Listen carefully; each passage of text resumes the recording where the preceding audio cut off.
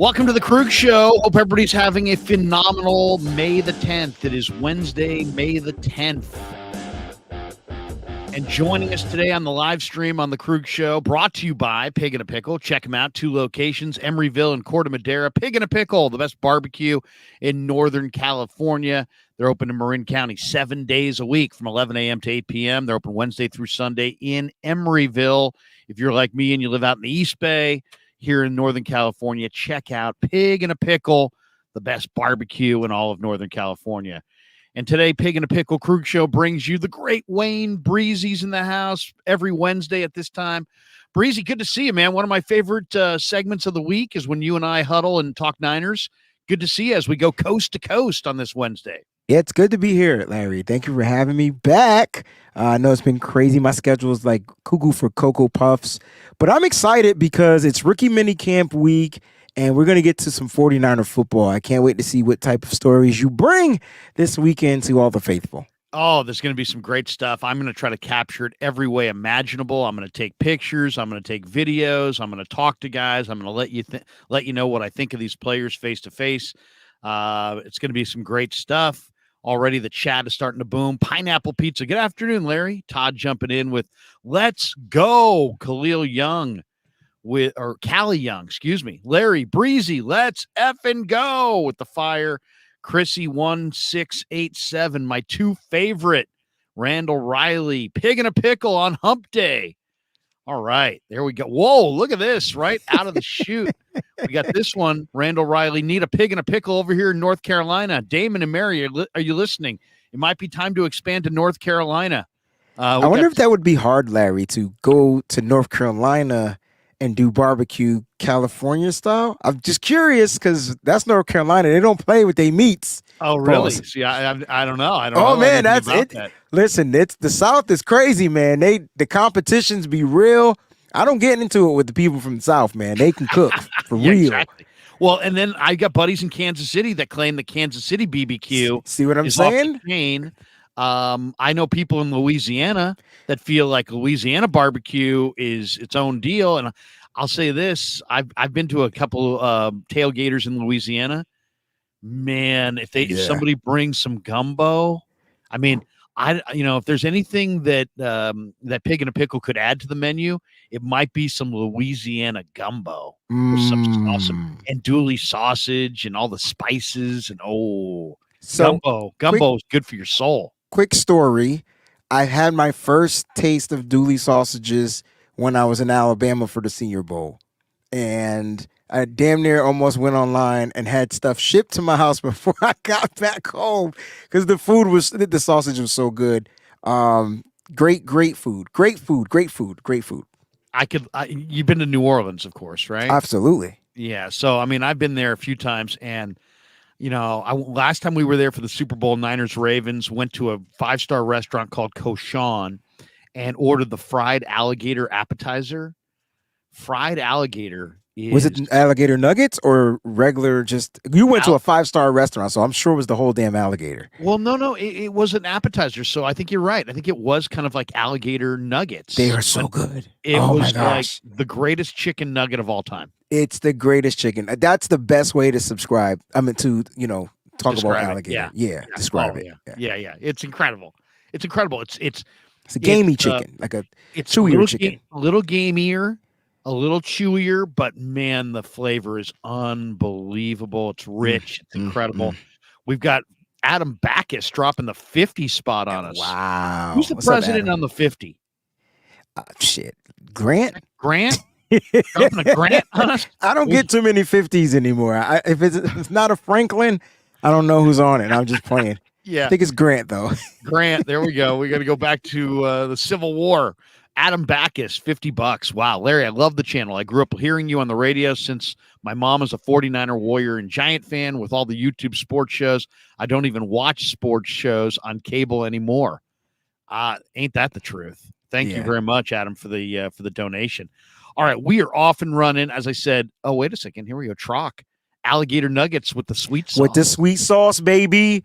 The sweet sauce, baby. I'm telling you. Bon appetit. I love New Orleans. Nolans. Yeah, I mean, it's just the food, the drink, somebody asked me years ago, "Hey, have you done any international travel?" And I first thought of New Orleans.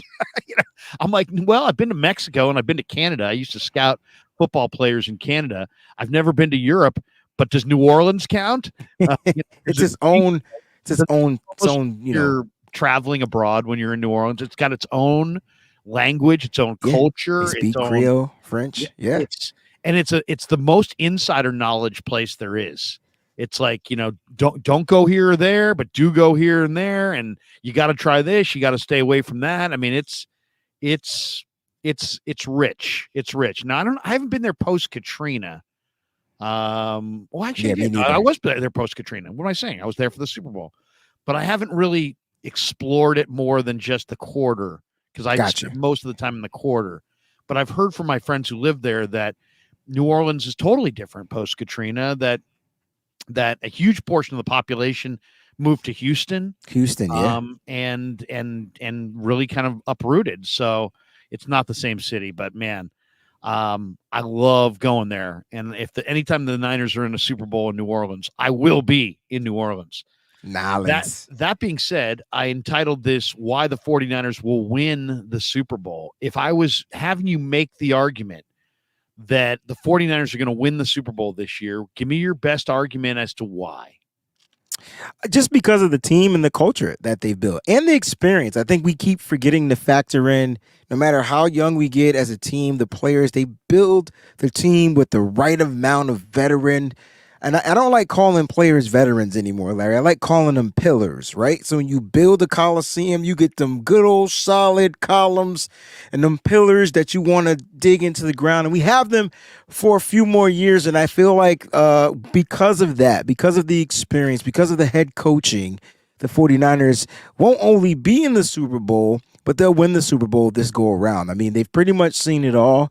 They've faced adversity like no other team in the world. I mean, I've never in my entire 42 years on this earth has ever and seen a team with every quarterback getting injured. I don't think I've ever seen that ever. And so I don't think that bad juju can ever happen again.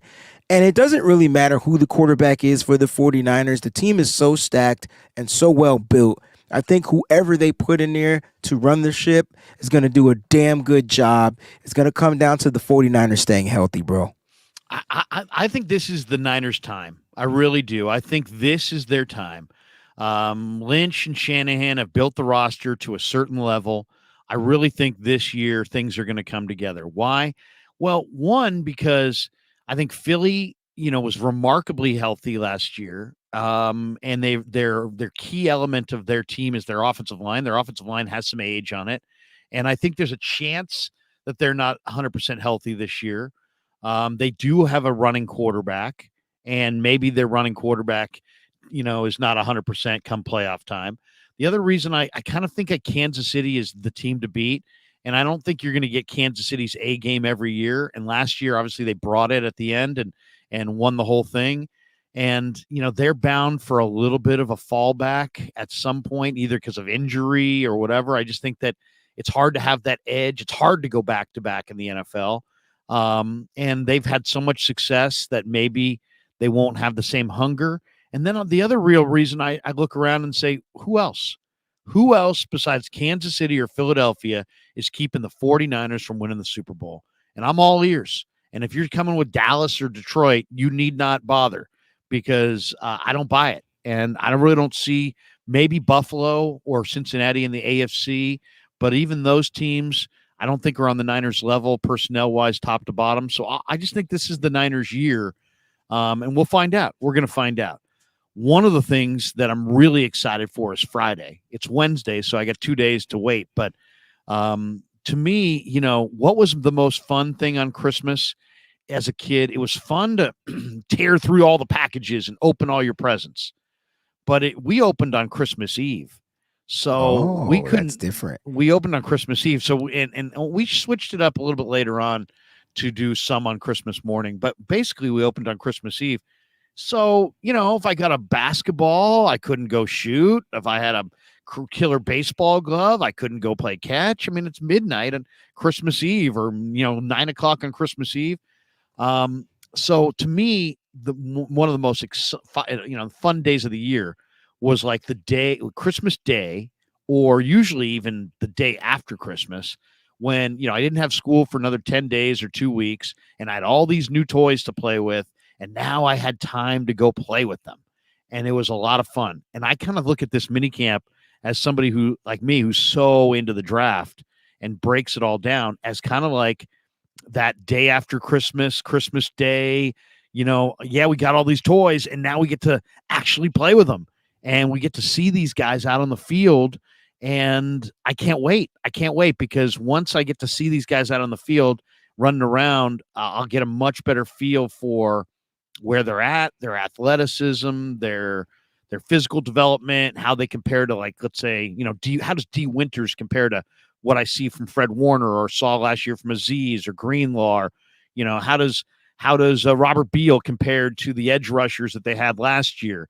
And you can't tell necessarily without the pads completely, but it's our first glimpse, and I'm super eager to get to minicamp. If you were at Niner minicamp, because I know you're in Connecticut, but who's the rookie?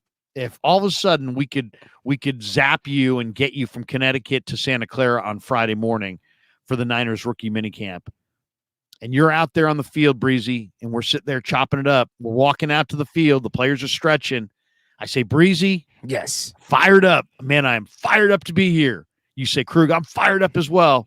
Who are you most fired up to see? Excellent question. Tough to answer. I'm excited about all these rookies. Yeah. Even Jake Moody. That's my guy from Michigan. Go Blue. Listen, I'm probably most excited to watch our 5th round pick out of South Alabama, Darrell Luter Jr. Yes, now, a lot of people aren't ball. really talking much about this kid, and I'm saying to myself, why not? This kid at the Senior Bowl, like, barely gave up one pass. I got to watch him at the Senior Bowl.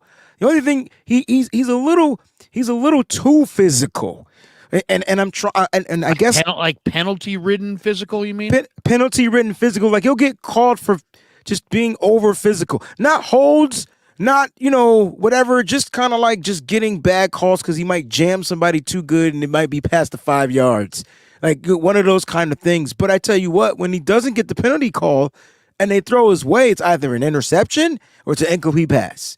And that's how good he is. And that's on the outside and the inside. And so I'm saying to myself, this is probably what they were looking from Samuel Womack Jr. last season. And I'm not saying he won't be on this 53-man roster, but the competition is going to be surreal this year once training camp begins. But in this rookie minicamp, I want to see how Darrell Luter Jr. holds up. Can he hold up inside? Can he hold up outside? They got some receivers that they're going to have at this rookie minicamp. My guy out of Michigan, Ronnie Bell. So I want to see that matchup. That would be the matchup I have circled on my book. Bell versus Darrell Luter Jr. Yeah, I mean, is it Darrell? Darrell, I think it's Darrell. Yeah, Darrell. A lot, I think Pro Football Focus, Breezy had him as the rookie to watch. Really? Yeah, and I got to start reading. There's a great article out in The Athletic by Matt Barrows talking about the Gold Star designations. I don't know if did you see that one at all? Absolutely. Let's talk about those two guys. We're talking about Braden Willis. Yeah, Braden Willis, the tight end, and the other Gold Star guy was the first pick, the Jair Brown. Jair Brown. And the Gold Star designation, for people who don't know, that's like the Niners' highest mark that they give out to potential 49ers. And Colton McKivitz was one. Trey Lance, I think, was a Gold Star guy. And it's like it's like their favorites, the creme de la creme, let's say, of who they like. So I thought that was a really interesting article, that they really like Jair Brown quite a bit. They called him the voice because he was such a leader for Penn State.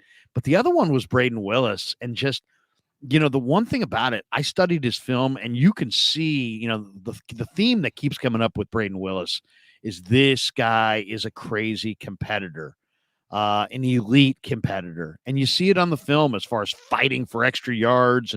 and I guess he's got ridiculous wingspan, but they love his physical mentality. They love his competitive fire.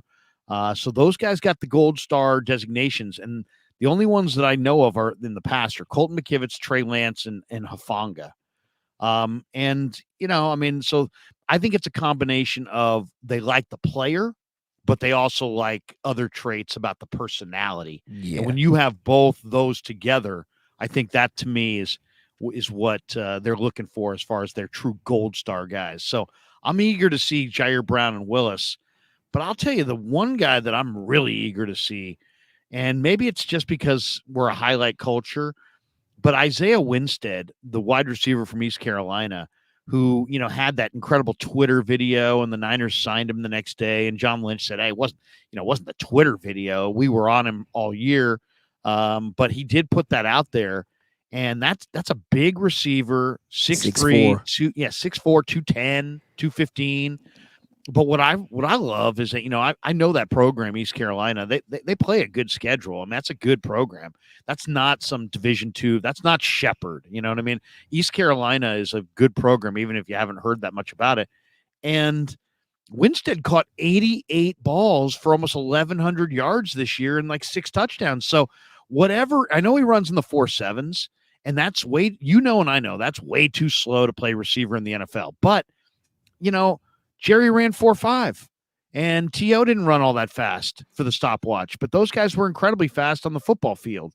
And maybe Isaiah Winstead is that player that didn't run for the stopwatch, but man can really, pick him up and put him down, as they say, as far as, moving out there. I'm eager to see what he looks like because his stop and start's clearly there, and the production was off the charts. Yeah, it's gonna be interesting, right? Because this kid is a dominant wide receiver, especially in the slot. I mean, you put a big 6'4" guy. Slot is not about speed. I don't know if you noticed that, but when you're in the slot, it's more about your footwork. And how can you be deceptive with the speed that you have? And then once you get going, can you pick up the speed and make people miss? It's going to be interesting. The wide receiver battle is going to be crazy. And I know, when I look at the wide receivers and I say to myself, okay, you got Shea Wyatt, Isaiah Winstead, Ronnie Bell, who will be attending, I believe, the rookie minicamp. So that's 3 wide receivers that you want to keep an eye on. It's going to be interesting to see how it pans out. I'm hoping Isaiah Winstead is a coachable kid and things like that. I'm not sure why he would go, a guy with that type of production would go undrafted. You can't say it's because of the program at East Carolina. I call that BS. It's got to be something, and I don't know if it's the work. It can't be the work ethic because you see the kid putting out the work. He's putting in the work. So I'm not sure what it is that caused him to go undrafted or not even really be talked about amongst the draft prospects. So it's going to be interesting. But I tell you what, if he shows up to camp and he fits this culture, he may somehow find his way, on this roster. And I'm glad you brought that up because I'm looking at the wide receivers. I'm counting 13, Larry, and there's no way the Niners take more than 6. And even 6 is pushing it. Yeah. It's going to be tough. I mean, people were talking about Ronnie Bell. I don't see Ronnie Bell making this team. I mean, if he does, how does he do it? I mean, Ayuk, Debo, Juwan Jennings, those guys are going to make it. Those 3 guys. I say Danny Gray makes it just because of the vertical speed. I think he's that important. As if you had Shanahan sitting here, you'd say, hey man, I got to have that guy who runs the top off the D. So that means either Gray or Ray, and I'd probably side with Gray. So there's 4. And then that means if you're going to keep 5, everybody else is competing for 1 spot. And everybody else includes Chris Conley, Ray, Tay Martin, Willie Snead, Ronnie Bell, Isaiah Winstead, Shea Wyatt, Daz Newsome, Tyron Johnson. I mean, they got a bunch of guys. I mean, that's a handful of guys all competing for maybe 1 spot. Yeah. So it's going to be some intense competition there. I'm also really eager to see these 2 young backs, Kalen Laburn and Ronald Awatt. Niners have had Breezy. They've been so good at picking the undrafted rookie running back that I almost expect those guys to look good. Yeah, that's another room that I want to see once training camp begins in July. Yeah. Because I'm like, okay, we got 4 guys and we just got 2 undrafted guys, and I just don't see how Kalen Laborn doesn't make the squad. Like his production, you want to talk about production? He was the 10th overall rusher in NCAA last year. He had 1,513 yards, a couple of fumbles. Who cares? Pass blocking grade is pretty low, but he didn't give up any. He gave up 1 sack, I believe, if that. More pressures than sacks. But at the end of the day, I'm like, man, the 49ers can use him. He has great breakaway speed. His best traits are breaking tackles, right? That's what the 49ers like. They like to cause the contact, initiate the contact, and then find ways to break out of the contact. That's what we watched Christian McCaffrey do in the NFC Championship game. He got hit. He just didn't go down, and he laid the hit and kept it moving and got a touchdown. They're looking for these guys. The only thing is, I thought we drafted that guy last year or 2 years with TDP. So it's going to be interesting to see how the running back run pans out. I don't know. Some of these guys are going to get cut, and then you're hoping they go to the practice squad. That's what you're hoping as a 49er. I'll tell you, I think somebody might get dealt just simply from the standpoint of if they get into camp and all of a sudden Ronald Awatt looks monster or Kalen Laborn is blowing up, and you've got McCaffrey and Mitchell and Jordan Mason. Let's just say TDP is just looking okay. I would not be surprised if they made an early camp trade and sent one of their backs elsewhere if they could get a day 3 pick. I mean, if they see the handwriting on the wall, they're loaded at running back. They got a bunch of guys. I mean, you got to remember this team, we know kind of by definition, they're going to probably have 3 quarterbacks on the roster this year. Correct. And we just named a bunch of receivers. And so and this team has a fullback. So you've got McCaffrey, Mitchell, Jordan Mason. I say those 3 guys for sure, and Juszczyk. So those 4 guys I think are going to make the team. That means Jack Coletto, who's a jack of all trades fullback, special teamer, TDP, and both the undrafted free agent rookies may all be competing for maybe 1 spot. Correct. That could be a very intense. Let's just say this: it's a good position to be in. They got a lot of depth at running back, a lot, and probably really good depth too. And so I'm glad you brought that up because, like, the 49ers a year ago did the same thing. They might not trade a player, Larry. A team might not need a running back. Let's say if there's an injury in somebody else's camp, they need a running back, then yeah, the trade lines, the phones might start ringing and lingering. But if not, the 49ers have 0 problems with letting a player go. And they did it with Trey Sermon, and they've never looked back ever since. So could somebody possibly just be on the bubble if, there's a rise at the position of the running back for some of these guys? Possibly. 49ers, they're on top of it. Bobby Turner's on top of it. He knows what he wants. You'd rather have more than less, that you'd rather have more than you need than not enough. Niners Eagles, the rematch is looming. It sounds like, according to early releases on the schedule, which is coming out tomorrow, says Niners will play in Philly in week 13.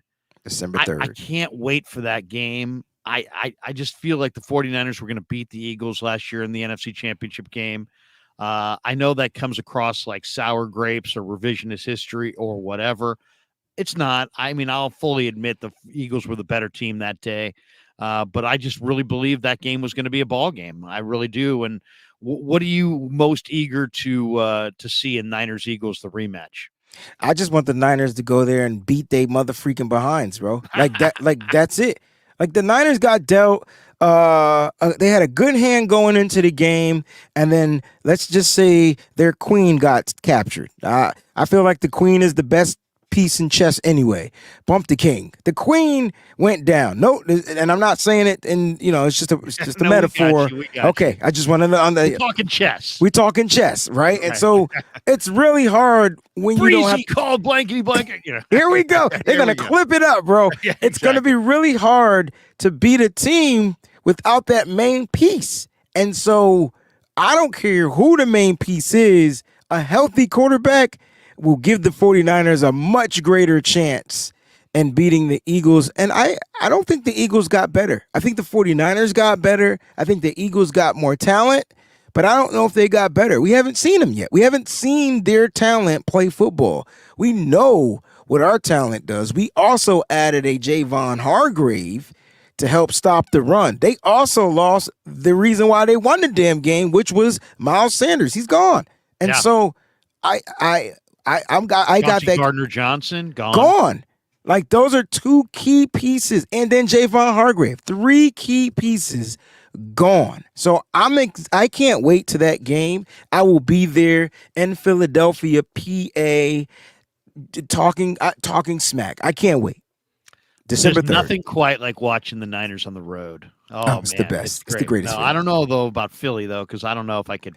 Philly's tough. I don't know if I could bite my lip, and I like to talk trash myself. Okay, Ian Rapoport this week said the 49ers that he got pushback on his Sam Darnold will start week 1 report. It came out in a just kind of a easy breezy, if you will, conversation between him and McAfee on the McAfee show. It wasn't like McAfee asked him a direct question. He kind of just brought it up in conversation. Yeah, I got a little pushback. And they're like, well, pushback from the fans or from inside the building? He's like, well, inside the building. But he didn't say John Lynch necessarily, or, and he didn't take it back. He didn't say, you know what, I was wrong. Trey's not going to be traded. And then he didn't double down on it. But once again, it's a conversation between Darnold and Purdy, leaving out Lance. And when it came time for Ian to kind of either cite sources or reveal where his mindset's coming from, he didn't really cite anything. And he just kind of was like, Trey's not what they thought he was, and this and that. And I don't know if that's just Ian telling us what he thinks as a football observer. His job is typically to tell you what other people are telling him. He's kind of a mouthpiece for the league and for its individual teams. What was your read on the latest Rapoport revelation where he now says the Niners some Niner personnel were giving him pushback on his report that Sam Darnold would be the week 1 starter if Brock's not ready to roll? I mean, I think he deserves exactly what he gets, right? I mean, look, at this point, if you're going to put out these bold takes, if you're going to put out these bold statements and make these bold reports, and you're a person of that stature, like you have to be willing to accept if there's going to be some type of pushback. It's just the way it is. It's part of the game. Again, like you said, it's not like he went and apologized, or he kind of like went back and said, well, Trey Lance is going to be the guy. No, that's not what he said. He still probably feels the way he feels about the situation because him and everybody else just hasn't seen much of Trey Lance. Well, that's the problem. Like, you're not in camp. And so if you're not in camp, just don't say anything about it because you will never know. And whoever his source is, whoever the person was that told him that Sam Darnold was going to be the starting quarterback week 1 or whatever, he might want to check his sources. Because the way we see, if we go off of what we hear and what we know, we're going off of our head coach and our general manager. And at the end of the day, like, they're the only ones that we really should be listening to because they're the ones that know. Now, you can play devil's advocate and use their body language and all that type of stuff. That's to each their own.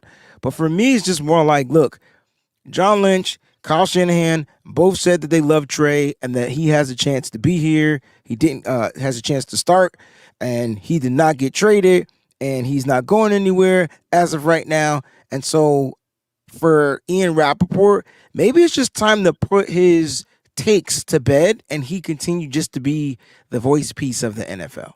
Well, it is interesting, though, because if the 49ers, John Lynch has his own Twitter, the Niners have all kinds of ways of getting things out there. If they really disagreed strongly with what Ian was reporting, they easily could have just undercut it day one. They could just, the day he said it, they could have came out and said, you know what? Ian may think that, but that's not our thinking, and that's not coming from us. And we love Trey, and we're going forward with him. But they didn't. So it's a very weird situation. I don't know what's coming. His reporting on it has been very odd from the standpoint of, I mean, think about it. Going into the draft, he was like, Trey Lance, and he was very adamant that Trey Lance was going to be traded. but he was like, it's not going to happen now. It's going to happen later. Mm-hmm. Well, you're that convinced that he's going to be traded, and you're that convinced that it was going to happen later, and now you're saying you got pushback on them saying that Darnold was the starter. I don't know what's going on here. It's funny. Grant did a whole thing on, hey, they're just trying to pump up his value so they can trade him. I don't get it. If they're playing a game, it's so high level that it's so much above my head that I can't even. It's making my head hurt at this point. But I will say this: if they're all in on Trey, it's a weird way to show it, man. Because you've got guys reporting that you're going to trade him that are not just nobodies like Ian Rapoport. And you have the ability to reach out and say, it ain't going to happen. He's dead wrong. And we haven't heard them say that. So it's like, do they want this dialogue out there? Why would they? If they really want to keep Trey and this dialogue of him being traded was out there, they could easily squash it. Why wouldn't they? Why wouldn't they just put out a tweet? Why wouldn't John Lynch just go, you know what? I've been reading that Trey's going to be traded, but man, that's the furthest thing from our mind. We're really most interested in just seeing him fulfill his potential in a Niner uniform. Let's focus on that. See all you faithful in preseason. That's it. Boom, done. End of speculation, end of everything, but they haven't. So it's just kind of they've let it dangle. They've let Rapoport kind of, I don't want to say lead them by the nose because he's just creating noise in the background, but they're letting him create a narrative that may have credence. There may be none. You know what I mean? And the rest of us are just here kind of just, I don't know. I'm reading it. I don't know. I've never said that I've had sources. But then, a guy like Mayoko who is really tight with these guys, talking up Darnold the way he did in the last week makes me think that that's not independent, that he's getting that from somebody and regurgitating that. So I don't know, Breezy. I don't know what to say about it. I really don't. I think we just sit back and we watch things happen. We wait to see what unfolds. I mean, Trey Lance will be going into camp. He's going to be leading going into OTAs. Sam Darnold is going to get his reps, just like Kyle Shanahan said. They will be splitting reps with the first team, which makes perfect sense because I want to see Sam Darnold play against that number one defense. I don't want to see him throwing touchdowns on team 2, team 3. That's easy. Right. And so that's why they got the 3 quarterbacks, him and the Anderson kid. So look, it's gonna be interesting. Maybe John Lynch and Kyle Shanahan and the 49ers don't have to say anything. They know what they're doing. And if we say that we're gonna be in the Super Bowl, then we just need to fall back and just trust that they know what they're doing. If they choose to move on from Trey, they move on from Trey. But right now, that's not the choice that they made. They didn't make a trade. What we do know is rookie minicamp is Friday and Saturday. OTAs will be in a couple of weeks, and Trey Lance will be at OTAs. That's what we know. Yeah, he won't be at the rookie deal, but he'll be at the OTAs. Okay, so if I said to you, what's your biggest 49er quarterback concern? Would it be A, that Brock Purdy's elbow injury makes him forever diminished and he's never the player that he was last year? That would be option 1. Option 2, that Trey Lance is just too raw to play quarterback for a Super Bowl contending team right now. Or that would be B, or 2. Number 3 would be that Sam Darnold is really possibly going to be their guy. What are you most concerned about in those three angles on those 3 quarterbacks? For me, it's A. It's the health and concern of Brock Purdy, and with the surgery, to his elbow, will his play diminish if he's able to get back out there and take the realms of this team? And so that to me would be my concern. It's not like Trey Lance with a leg injury. Quarterbacks need their legs because they got to stand and step into their throw. But as a quarterback, you need your arm. You need your elbow working right. You need to have the zip on the ball. You need to, have velocity. You need to be able to put touch on the passes. You need, that's all arm work. And so I would be more concerned with that than the other 2 situations. Trey Lance being raw means he's going to be raw till he plays football. So if you get him out there to play football, he'll no longer be raw. And as far as Sam Darnold was brought in as the contingency plan. I think you get him prepped and you get him ready to go. And God forbid something happens, you can plug and play, right? And so to me, that's the three situations. But I would be most concerned about Brock coming back and returning and being confident mentally that he can make all the throws. Yeah, I think that's got to be. I mean, just the nature of what we saw. Our eyes tell us that there was trauma to that elbow that was severe. He was accelerating, going forward. Reddick was accelerating that arm backward. It just kind of exploded. And it's all right there at his elbow. And man, it's a key part of being a quarterback is your shoulder and your elbow. So yeah, I mean, to me, that's the big concern is like, is he going to come back, and at what level is he going to come back? You know, there's a saying that a lot of football scouts used to throw to me. It was like when I was coming up, like, hey, you know what? Every quarterback that gets drafted in the NFL, there's always a race, and the race is, can you learn what you're doing before you take so many hits that you're somehow diminished? And sometimes, like, you know, like a Rick Meyer, for example, had a great rookie year, and then took so many hits in year 2, 3, and 4. I think he was the NFL's most sacked quarterback for 3 straight years, that he just got his confidence destroyed. He never was the same guy. So I really do believe in that. You know, it's like, can you learn what to do before you get diminished physically? And like Joe Burrow had that incredible injury that first year, but man, he has found a way to get beyond that injury and still continue with his career.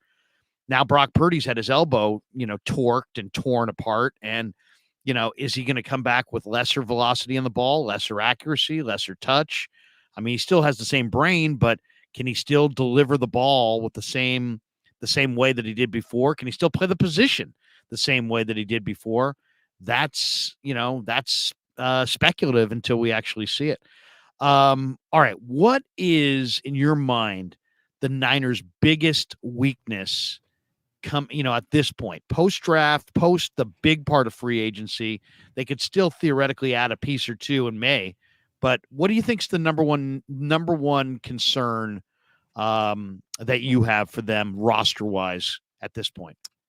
I mean, they're pretty stacked just about everywhere. I mean, I think the general consensus of the concern is at the right tackle position. But why am I not concerned about that position? For some reason, I'm not concerned about the right tackle position. You believe in McKivitz, or they did get to this NFC Championship game with Tom Compton 2 years ago. Exactly. And then you had Trent Williams come out and say in the NFC Championship he wished he had let McKivitz play because he played well, you know, in that game that Ambry Thomas caught that interception to seal the deal. But like, if I had to pick a position, I think it's the edge for me. And it's Nick Bosa, and then it's big drop, right? Drake Jackson, yeah. But I'm not saying Drake Jackson is not going to be good, but it's still a drop, right? Because he hasn't had any production yet. It's a projection. It's a projection, right? And so it's Nick, and then it's like, man, who on that opposite side is going to be able to generate pressure? And so I don't have the pressures pulled up in front of me. I don't know them by heart, but I do remember Samson Ebukam getting 4.5 sacks. I believe Charles Omenihu had 3.5 sacks or 4 sacks. And so, like, the production on the other side was relatively low to Nick Bosa's number. I'm not saying you got to have one guy that's going to get you double-digit sacks, but you need pressures on the quarterback from the other side. And so it will make the defensive edge rushing that much better. I like who we have there. Drake Jackson, I'm excited to see what Cleveland Farrell. Will they allow Kerry Hyder Jr. to go back to his main role? Austin Bryant looks amazing in camp right now, like, you know, the little practices that they were having. But I'm excited to see what Robert Bill Jr. is going to do. He's a speed guy off the edge. This is one of the rookies you might want to circle. And he's a speed guy off the edge. And the one thing he knows how to do is get to the quarterback. As far as setting the edge and setting that might be something different, but he can get to the quarterback. So I'm more that would be to me the most diminished spot because it's Nick Bosa, and then the production after that is super low. Yeah, I would agree. I mean, it's probably a bad live stream because we agree on a bunch of things here, but I would agree. I'm not worried about Colton McKivitz. No. McKivitz, I think, can give you, you know, if McGlinchey was a 7, I think McKivitz can be a 6.5. Not to denigrate in any way Mike, because I think Mike is a really good guy and a really underrated player. But Mike's pass protection against speed rushers was such an issue that he was totally off balance in all pass protection snaps, and you could knock him off his feet really easily because he had to lunge to get out there at right tackle to block the speed rushers. And so, he'd take that inside club from a Micah Parsons, he'd go flying because he didn't have his good base under him. I think McKivitz has naturally quicker feet and can kick out faster. I'm a little concerned about McKivitz as a run blocker, but I'm not. I'm more concerned about if Nick Bosa had a 3-week hamstring injury, what would the Niners be like on the edge? And it would be Cleveland Farrell and Drake Jackson. Now, Drake Jackson, full disclosure, probably my favorite player on the whole team as far as to talk to him and the guys that he's a cool guy. I don't know if you've seen any of my interviews with the guy, but he's just a real down to earth guy who's just really cool. And he'll give you a lot, and he'll tell you about himself and how he's feeling. And he's just, some guys are real. They put up a wall. Other guys are real welcoming. He's very welcoming. But I love his talent too. He bats down passes. He plays with strength.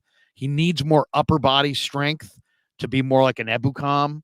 So I don't know what this offseason was like for Drake. Hopefully it was a huge one where he's in the weight room and getting bigger, stronger, faster. But to me, Breezy, he's the key guy. He is the key guy. If you told me he was ready to roll, I feel, and he's going to play at like a house on fire this year, I feel much better about their chances. That all being said, if I could add one piece to this puzzle, you say, you know what?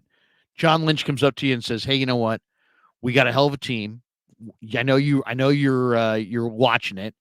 Give me one name of one guy that you think I could get before week 1 that would vault us over the Eagles, over the Chiefs, into the Super Bowl, and brings that 6 Lombardi back. I would say trade a pick next year. You got 11 picks, right? Mm-hmm. You got a pick coming for Rand Carthon. You got 4 comp picks coming. I would say trade a day 2 pick to the Commanders for Montez Sweat. Go get Montez Sweat. If you could add Montez Sweat to what the Niners have right now, I think they win it all. Breezy, I really think they're good enough to win it all if they had one big time. Like, I like Austin Bryant. I like Cleveland Farrell as like replacement guys in a rotation. I think they'll play hard. I think they'll play better here than they did elsewhere. I think Drake's coming on. But if you really want to feel like, you know what, we're the best team in the game, I think you got to go trade for a Montez Sweat or sign a Leonard Floyd. Those would be the 2 names. Go sign Leonard Floyd or go trade for Montez Sweat. Add that level of an edge to what you got, and I think this team's Super Bowl bound. Yeah, I mean, that would be a great acquisition that possibly can, I can see that happening, right? Come trade deadline, 49ers usually go out and get a player. They don't mind going and getting a player and renting a player for a year. They believe in their culture. They believe if things work out, it'll work out for that player in the future. But giving up a pick for Montez Sweat, I mean, that's gonna be tough, but I'm not saying that the 49ers won't do it because they would say F those picks, especially if they feel like they're in an area. But I only think they do that if something detrimental happens on that defensive line. And so it might be guys that are still free agents that they can go get. There's Yannick Ngakoue who's still out there. Who would be your guy? If you could add one edge piece to just group, give me Yannick, man. He has been consistently productive, double-digit sacks every freaking season. Who cares if he can't stay on one single team for more than a year? At the end of the day, we just need him now. Right? Last time I checked, Larry, I just want to win the damn Super Bowl. Oh, I don't care. I don't care what happens after that. Like, if we win the Super Bowl, I expect Trent Williams to retire. I expect a bunch of stuff to happen. But we need to win. And so we got to go out and do it however we got to do it by any means necessary, man. Pump all that passive stuff, man. Let's go out there and take this joint. Yeah. 2 last questions, and then we're going to let you jet. Breezy's got a gig tonight. We'll talk about that before we get out of here. Which 49er player that, because of the offseason movement, that's been thrust into the spotlight are you most nervous for? And I'll give you the options as I see it. If you have more, let me know. Colton McKivitz at right tackle, Drake Jackson at starting defensive end opposite Nick, Jake Moody taking over for Robbie Gould, Isaiah Oliver taking over for Jimmy Ward, or Marcelino McCrary Ball potentially taking over for Aziz. Which player thrust into the spotlight are you most nervous about?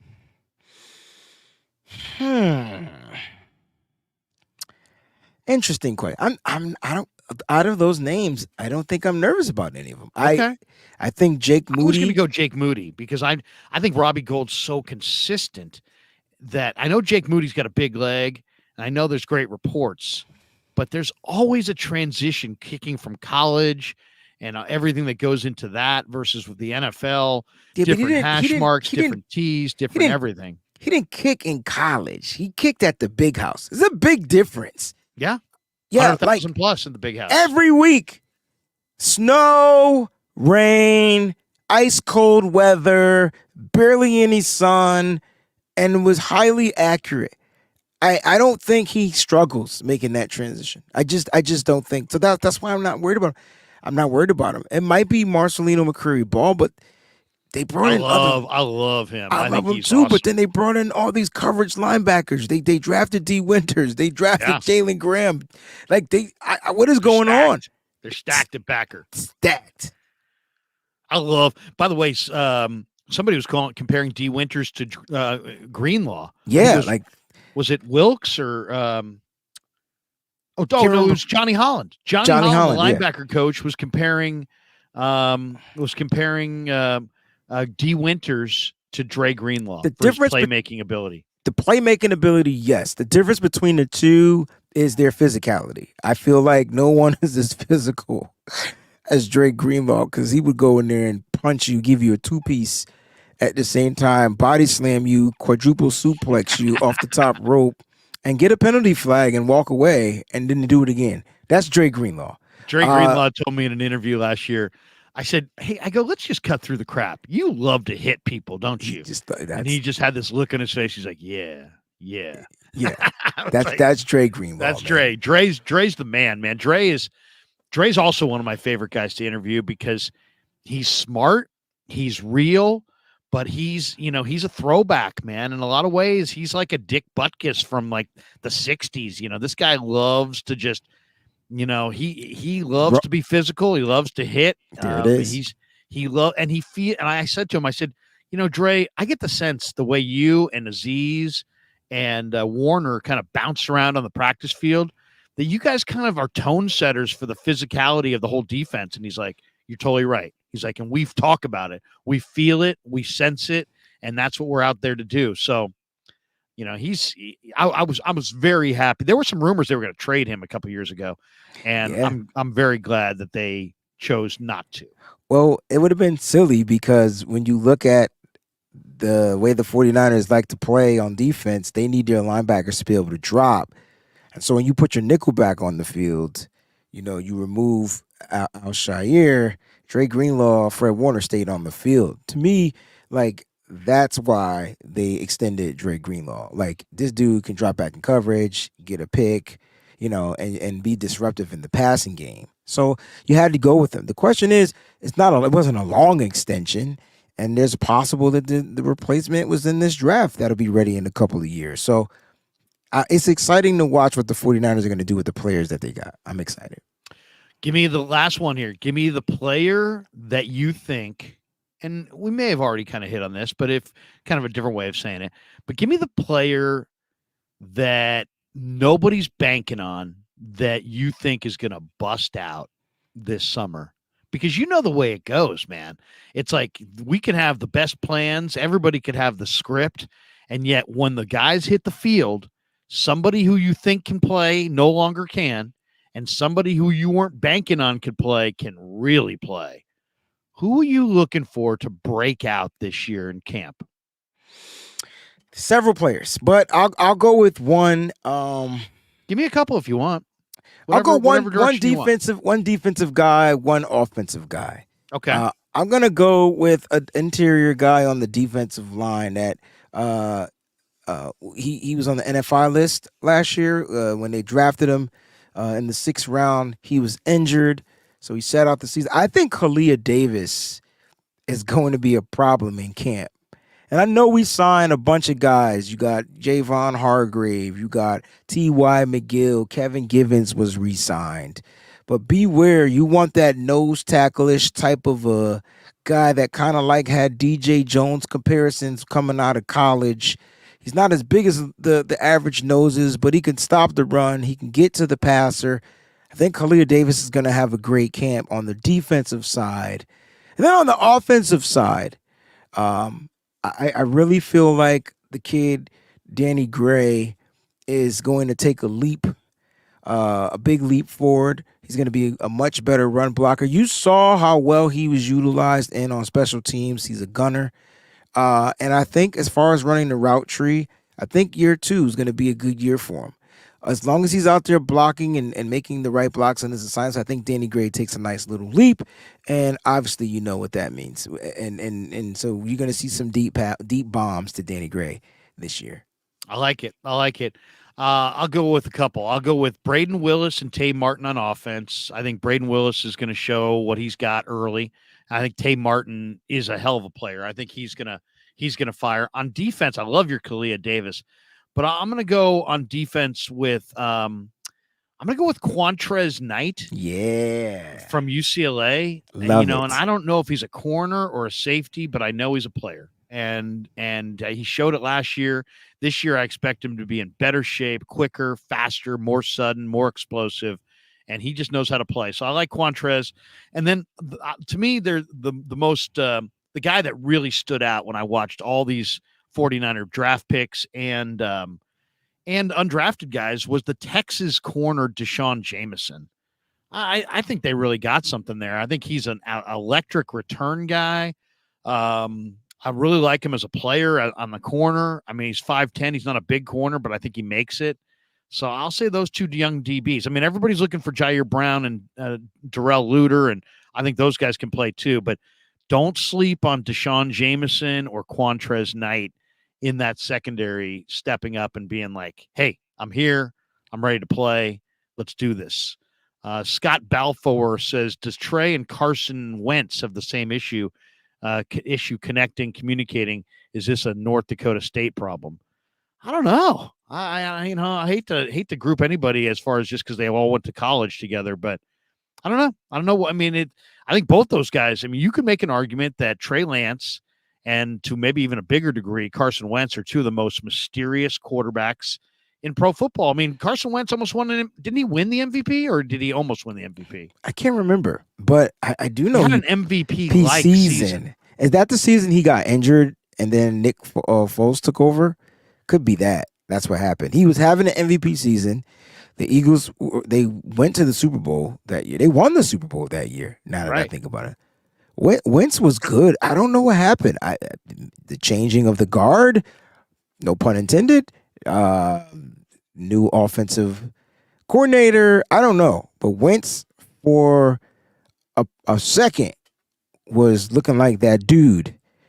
And then he just 2017. He was a Pro Bowler. He was a second team All Pro. Wow.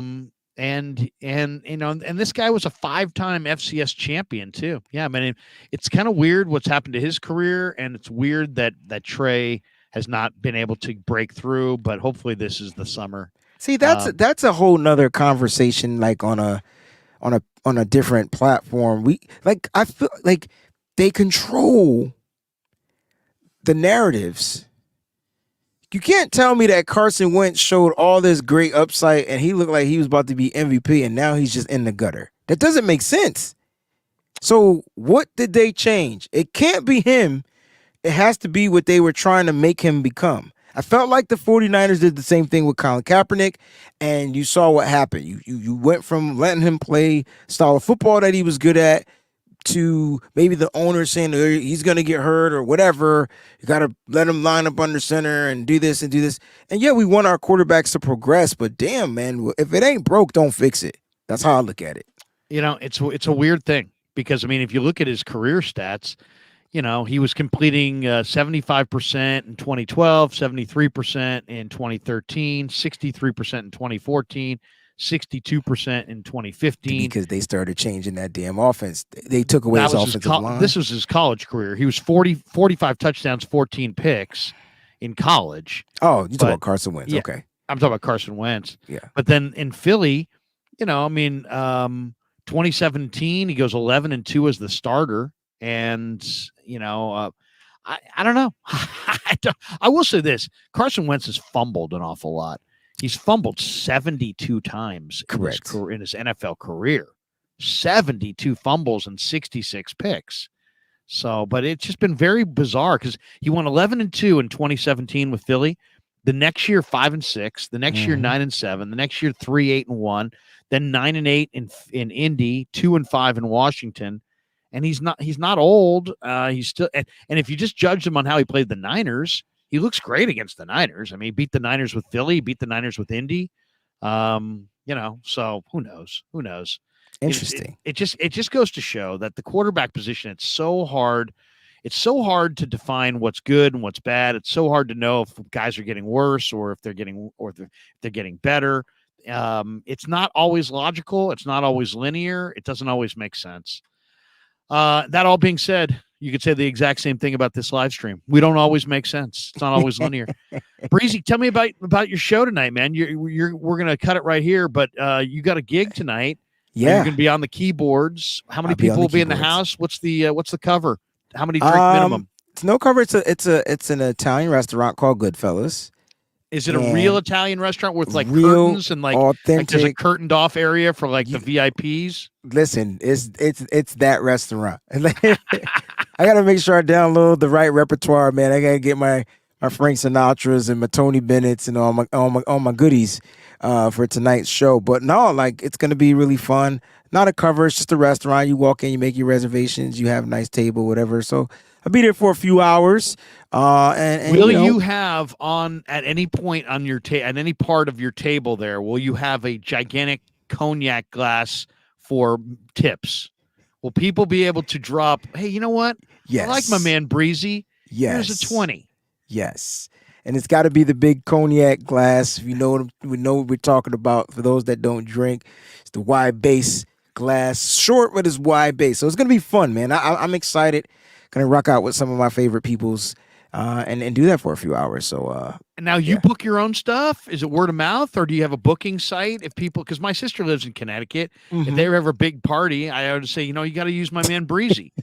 I'm playing Nirvana tonight. I will bust out some Team Spirit.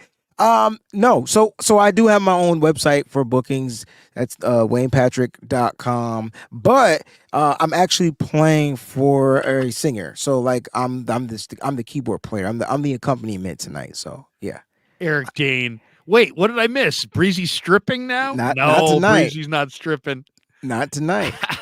Breezy, great stuff, man. Have a great rest of your week. Thank you, bro. Maybe next Wednesday we'll do it on the Breezy channel. Yes, we go home and road. Yes. Have a great rest of your week. I will look for my stuff coming out on YouTube and on social media on Rookie Minicamp. I will put out as much as I possibly can so everybody who's not there can see what the players look like, interviews, video, you name it. As much as I can bring to the interwebs, I'll be bringing it courtesy of Niner Minicamp Friday in Santa Clara. We appreciate you, Larry. Keep up the great work, brother. Peace out. Thanks, man. Have a great one. Have a good gig. Thanks. There you go. Wayne Breezy in the house. And by the way, that flag that I've got, I guess no.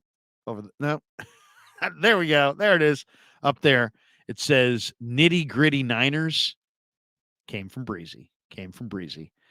And I got another flag that I'm putting up as well on the Niners. It's going to go right under there. You'll see that later on today. All right, let's do this. What is the rookie, since rookie minicamp is Friday? Who is the rookie? Who is the rookie that you are most eager to see if you could go to rookie minicamp on Friday? If you were going to get a free pass to Santa Clara, you're going to be on the sideline in Santa Clara, standing right next to Grant Cohn, David Lombardi, Matt Mayoko, The great Matt Barrows, Jack Hammer will be in the house. If you could zone in on just one rookie, get on the binoculars. You really want to see this guy. Who is the person that you're most eager to see in the Niner rookie class? Could be a high pick like a Jair Brown, could be an undrafted free agent, could be a rookie tryout, somebody who's not even on the roster. I'll tell you one guy that I'm kind of eager to see.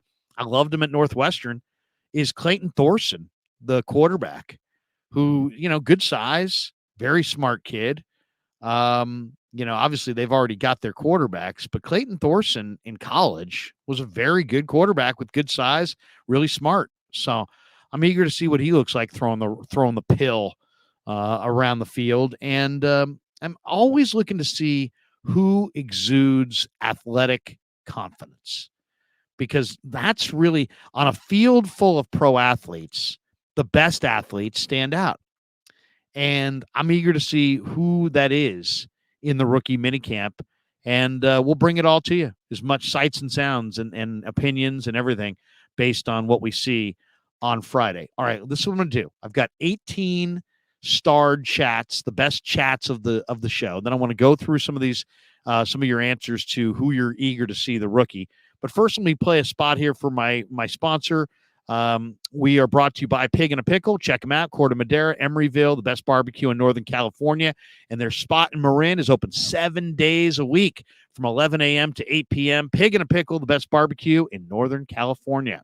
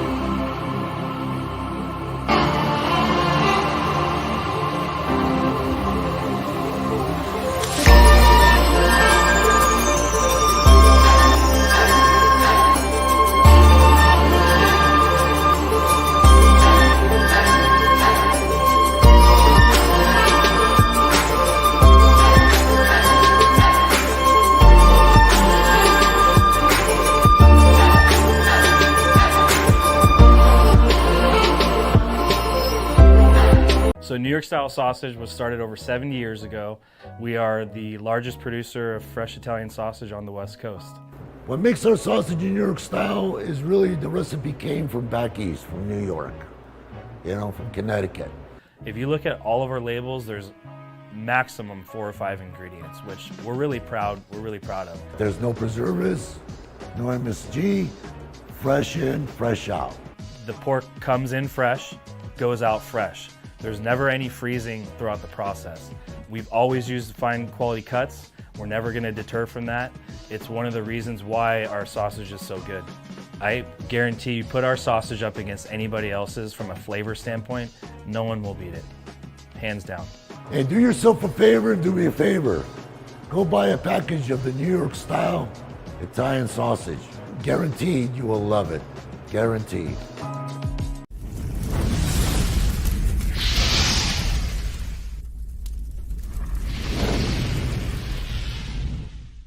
All right, coming down the home stretch on the Krug Show, thanks to Pig and a Pickle, New York style Italian sausage, and Telmetrics.co for being proud sponsors of the Krug Show. And it's always great to have Breezy on. Join us every Wednesday, 2 p.m. West Coast, 5 p.m. East Coast for another edition of Breezy and Krug. All right, here we go. Let's hit the chat here. We got a lot of interesting ones in here, always a lot of good ones. RLB says, Pig and a Pickle. Yes, Pig and a Pickle. Brash Cat says barbecue sounds amazing. Not going to lie. Oh, yeah. Check out Pig in a Pickle. You will love Pig in a Pickle. RLB says, is that root beer good, Larry? Yes, it's really good. But what I didn't highlight enough in that video, because I had them in the bag, were the house-made potato chips that they put the same rub they put on the barbecue chicken. They put it on the potato chips, and then they cook them in beef fat. And they're absolutely the greatest chip of all time. I mean, seriously, if they sold these chips in the market, they would be instantly sold out.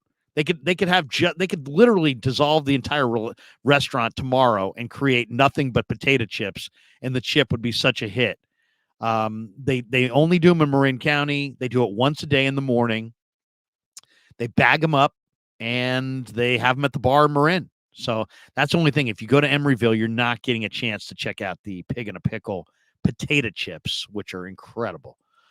Eric Dane says, I live in New Jersey. I doubt Pig in a Pickle delivers that far. No, they do. No, they don't. Could you imagine? That would not be good. But when you're out here, check out Pig in a Pickle. Jan Shozela, taste amazing too. Thank you. RLB, I would definitely add more barbecue sauce to those sandwiches.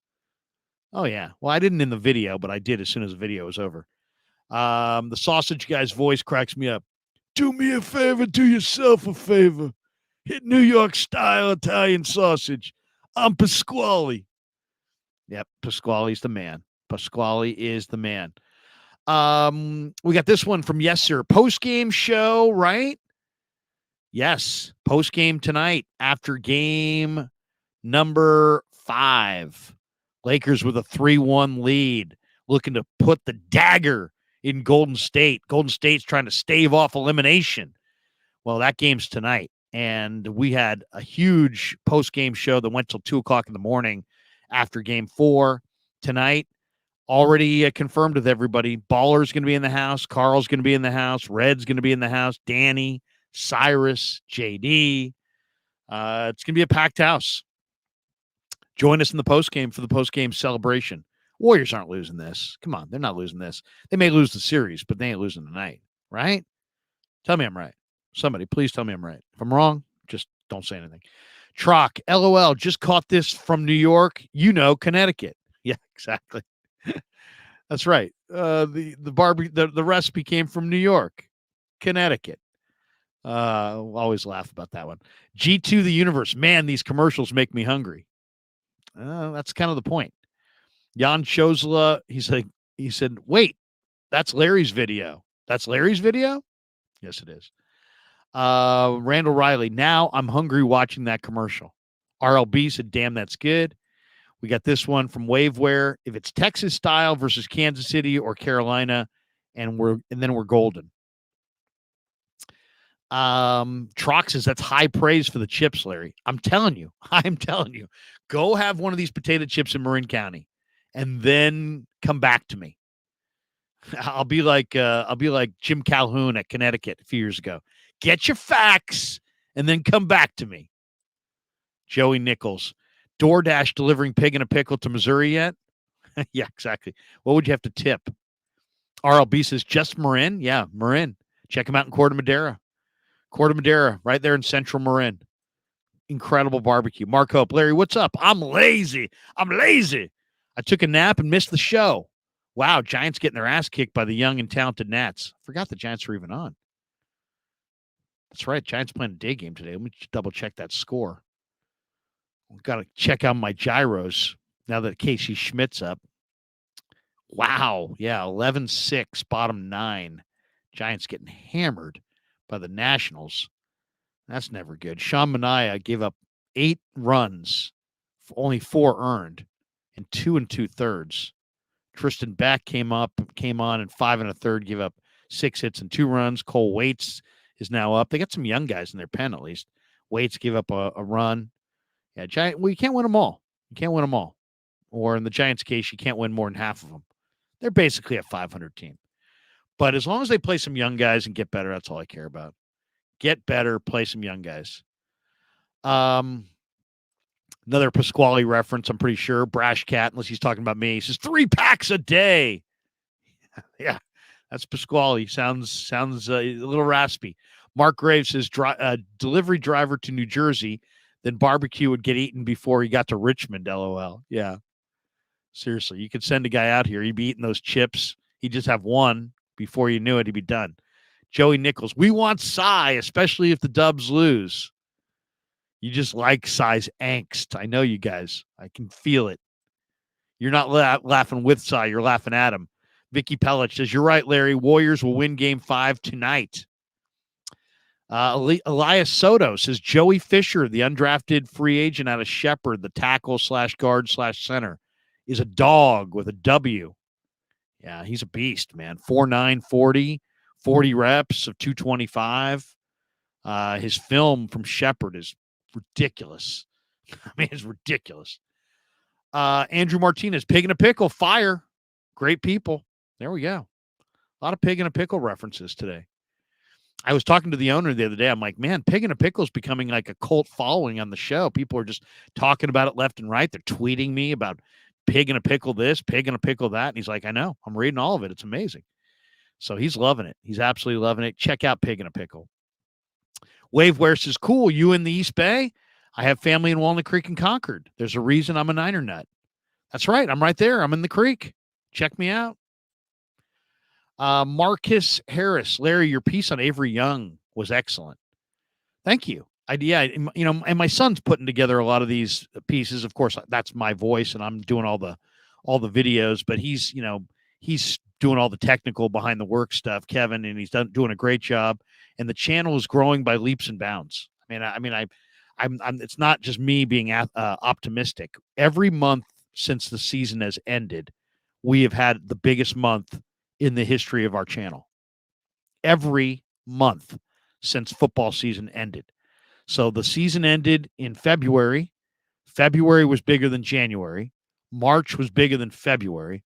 April was bigger than March. And May is off to a roaring start. We have 17,617 subs. We've just passed 17,000 4 days ago. And now we're at 17,617. So we're picking up, 100 subs a day, maybe more. The last month alone, we've had 700,000 views of our content on YouTube. 125,000 plus watch time hours in the last month alone. And the channel is blowing up, absolutely blowing up. Somebody asked me yesterday on the show, hey, Krug, are you still doing fill-in on 95.7? I said, I absolutely am. I said, unless you know something I don't know. So, but I'll be on Monday. Somebody was saying, well, when can we hear you next on the radio? Monday. I'll be on Monday with Mark Willard on 95.7 The Game. So check me out on 95.7 The Game. 95.7 The Game is the number one sports radio station in the Bay Area right now, and has been for almost the last year, in every day part. Since I left KNBR, and I'm not saying it's cause and effect, I'm not that much of an egomaniac, but since I've left KNBR, they have lost every book to 95.7 The Game. 95.7 The Game signal is not as strong. Their lineage in the market is not as deep. KNBR has been here since the 90s. 95.7 The Game has been here for comparatively 30 minutes. KNBR is getting destroyed by 95.7 The Game in every day part. There's not like, oh, yeah, but Tommy's losing. Oh, yeah, but Murph and Matt, no, they're losing. No, but John and Greg, no, they're losing. Every day part is losing. 95.7 The Game, under the leadership of Matt Nahagian, have dominated KNBR with Kevin Graham leading the way. Just the way it is. How much of that is Nahagian and what he brought from Philly? How much of I just think it's focus. 95.7 The Game is focused. They're talking about the hits, the Warriors and the NFL. The Warriors and the NFL. Those are the hits. If you want to win, you got to play the hits all the time. And they are. And they're winning. And they're not winning like, hey, this month, but not last month, but this way and not that way. And they're kind of winning here. They're kind of losing there. No, they are beating KNBR across the board in every time slot. And they have beaten KNBR ever since I departed every time. So that's the landscape of sports radio in the Bay Area right now. So, yeah, catch me Monday with Mark Willard in Afternoon Drive on 95.7 The Game. Justin, and hopefully we'll be talking more about the next round, Warriors moving on, and not Warriors season ending, but they got to get tonight. Justin Case, which is a great name, he says 20,000 subs before Niner season starts. That's the goal. That is the goal. We're going to be bringing you tons of stuff from camp, face-to-face interviews with the players, video, analysis, just you name it. We're going to bring it to you. We're going to execute all summer long. So keep it right here. I dare anybody to put out the kind of content that we're going to put out from this point forward on the 49ers. Waveware says, cool, man. We should all rip it up. That would be something. Michael says, let's hurry up and get to 20K. That's the goal, man. So we got right now, we got 159 people hanging in the chat still after an hour and 16 minutes, and our guest has now moved on. If you're in the chat and you've yet to hit like or subscribe, if you hit like, that just helps the algorithm have more people find the shows. That helps. If you hit subscribe, it's free, of course.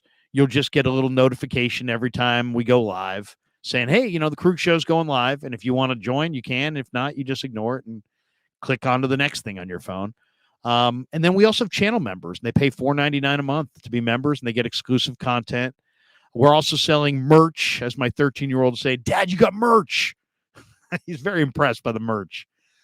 So, yes, we do have Krug Show T-shirts, and they're $25 plus shipping. And I'll be sending out a few today because we had 3 or 4 people in the last couple of days order shirts, and I'll be headed off to send them out this afternoon. Takes a long time to do that kind of stuff, but you know what? I'm just so tickled that you guys care enough that I'm thrilled to do it. Mark Hope says 17,617. Congratulations, Larry. Shout out to Kevin. Yeah, Kevin's working hard, man. Kevin's the man.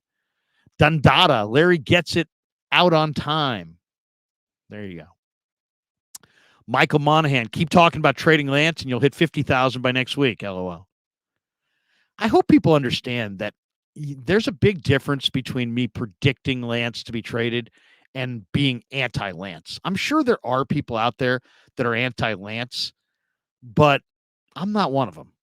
So I know a lot of people, they don't understand the nuance between, hey, you predicted him to be dealt and you don't like him. I'm the one who said they should have drafted him over everybody else, Fields, everybody.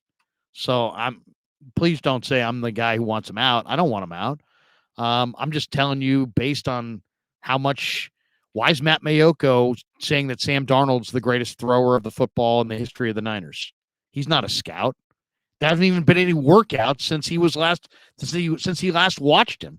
I mean, if he had waited till camp, then you could say, well, maybe Matt just telling you what he thinks. But there's not even been one practice. So there's been nothing that's open to the media. So obviously he's just regurgitating what somebody else told him. The question is why? Why is somebody using Matt Mayoko to put out into the ether that Sam Darnold is as good a thrower of the football as any 49er quarterback in history? You got to ask yourself, why is that out there? Why is Kyle Shanahan describing Sam Darnold as the greatest skill set he's ever seen? I mean, I'm not even making this up. You guys know he said it. Why are the Niners saying only good things about Trey the person and not Trey the player? I mean, there's just several. And then you mix in the Rapoport stuff and Lynch's comments at the combine. And I was reading the tea leaves. I said he was going to be traded by draft day. I was wrong. I'll own it. I'm taking Ryan Hensley to lunch. But it doesn't really change really anything because I'm not the one who will be trading him. It will be the 49ers if they do it. And I don't know. It wasn't like John Lynch came out in the last week and said, you know what? Ian Rapoport has said this and Ian Rapoport is wrong. No. The Niners never refuted anything that Ian Rapoport said, and they have the ability to do it at any day, any moment of the day they want, and they never have. So what do you make of that? Ian Rapoport, in a easy, breezy conversation with McAfee, just basically said, yeah, I got a little pushback from the Niners. I got a lot of pushback on that. And everybody's just assuming that that's like the Niners saying, hey, you're wrong. You're wrong. But he didn't say that. And who knows who's pushing back? It could be anybody. Is it Lynch? Is it the people who actually are the decision makers? Or is it just somebody in the building? We don't know. And he didn't take it back. He didn't say, oh, you know what? I'm wrong. And he's not going to be traded. And that was an erroneous. No, he's not. So I think we all just have to kind of wait and see. We just have to wait and see. And then the timing of it, now they're on the field together. Is it possible the Niners saw Darnold and Lance next to each other and said, wait a second, because in my mind, there's no chance, no way, no how that Darnold beats out Trey Lance, despite the rawness of Lance, despite the great attributes that the Niners have that will make Sam a better player here than he was in his previous 2 stops. Despite all of that, I fully expect, if it's a fair competition, that Trey Lance will beat out Sam Darnold. That's what I expect. If it doesn't happen, I'll be surprised. I've been surprised before, but that would really surprise me if Trey Lance did not beat out Sam Darnold. So then again, why are people predicting the opposite? Why is it like this foregone conclusion that Darnold is going to be the guy?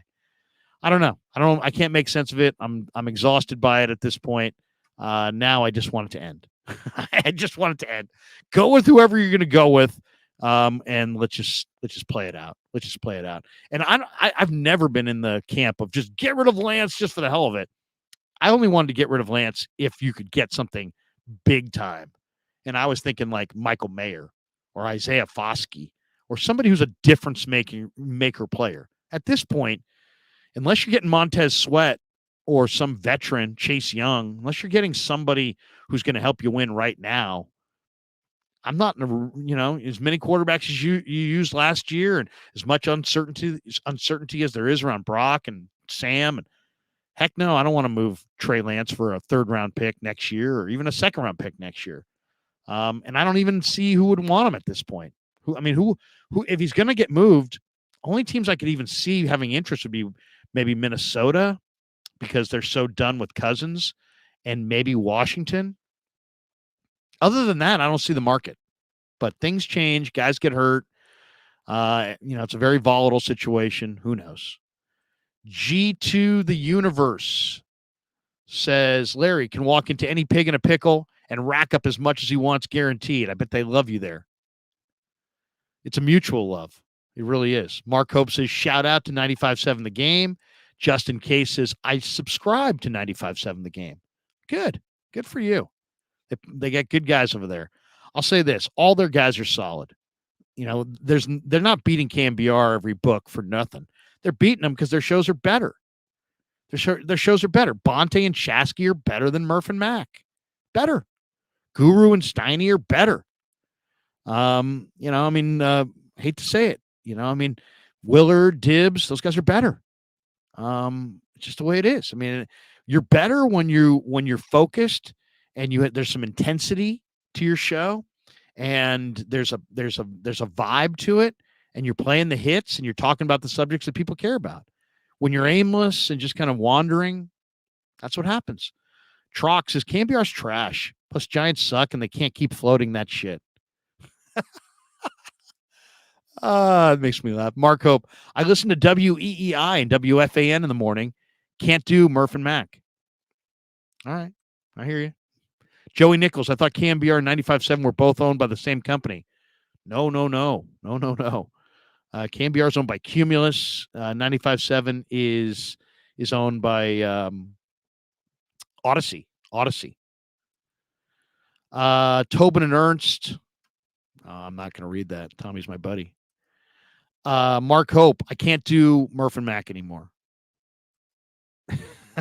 INR 1996. Fire up the KNBR Lives couch. Or KNBR Lives couch? Lives? I don't know. Coach. Oh, fire up the KNBR Lives coach. Joey says Bonte and Shasky are characters. Exactly. You got to be a character. You got to have some juice, man. You got to have the little juice. Joey Nichols, Middlecoff and Haberman are good.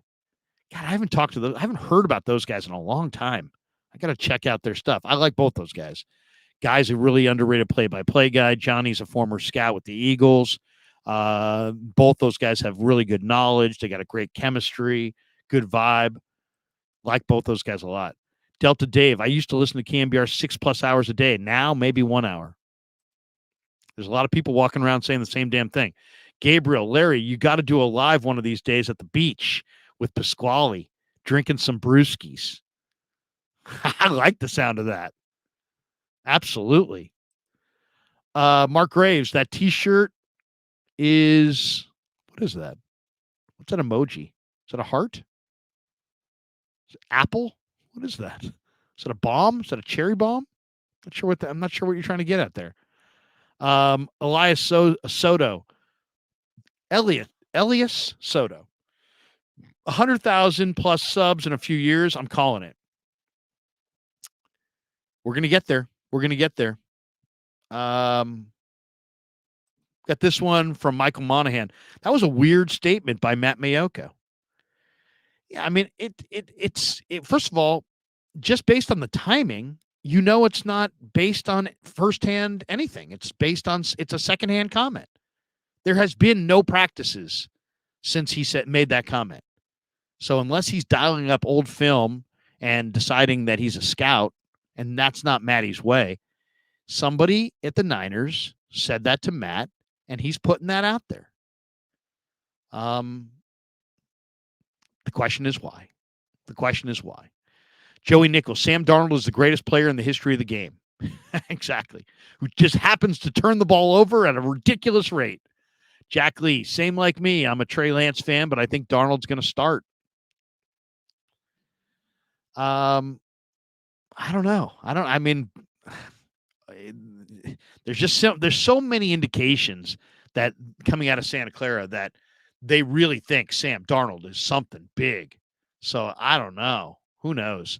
I mean, let's just be honest. Trey Lance and Sam Darnold are very, very, a lot of similarities. I mean, they're both highly touted, third pick in the draft. Hasn't worked out, but they still have a lot of believers. There's a lot of believers in both. Mark Hope, Larry, if you could redraft the 2021 quarterbacks, how would you rank them? Trevor Lawrence 1, Justin Fields 2, Trey 3, Zach Wilson 4, Mac Jones 5, Davis Mills 6. And you say, well, how could you put Zach Wilson in front of Mac Jones? Because I think there's way more talent there. I think Mac Jones doesn't have a lot of talent. And Mac Jones was the greatest thing that he was ready to roll. I mean, he was ready to play. So, and that's just how I feel about it. I personally feel, everybody looks at the way things are. It's amazing. There's very few people that are visionaries. Everybody sees the way things are today. And then and then after today, it's like they can't picture anything changing. And yet we all know that this is an evolving world where things change. Guys get better, guys get worse, guys get hurt, guys learn more, teams get better, offensive lines get better, weapons get better. There's growth, there's change. The only thing that's guaranteed is change. And that something's going to change. Like if you said after that first year, a lot of people said Mac Jones because he had a great first year. Coming off the second year, he had a bad second year. But the second year was with Matt Patricia and Joe Judge, and these guys are defensive coaches for the most part, and they're on the offensive side of the ball. So maybe that had something to do with Mac Jones's regression. So I think that Zach Wilson, when it's all said and done, is going to be good. I really do. I know that's a minority opinion at this point. Most people think he's crap and he's going to be crap. But as I said, most people can only see what they see today, and they can't project beyond today. So what happens about what about the guy who's not good today but is good tomorrow? I mean, Vinny Testaverde was a bust when he came out. Steve Young was a bust when he came out. But guess what? Vinny Testaverde then found himself and had an incredible career. Steve Young found his way to San Francisco and became a Hall of Famer. So you have to be able to kind of see things as they are, but then potentially see how they could be down the road. And not everybody who's good today is going to be good tomorrow, and not everybody who's bad today is going to be bad tomorrow. So, people tend to look at what you are in the present as like a life sentence. Like, Trey will never be good. Why? Because hasn't been good thus far? Not necessarily. He could be really good. It's a very small sample size. Or, and go the other way. I'm sky high on Brock Purdy. Everybody who knows me knows that. But if Brock Purdy loses 3 or 4 miles an hour off the fastball and a little accuracy, he might not be an NFL starting caliber player. And that could be his future. And we could all be talking about that magical first year that he was never able to replicate because his elbow got destroyed.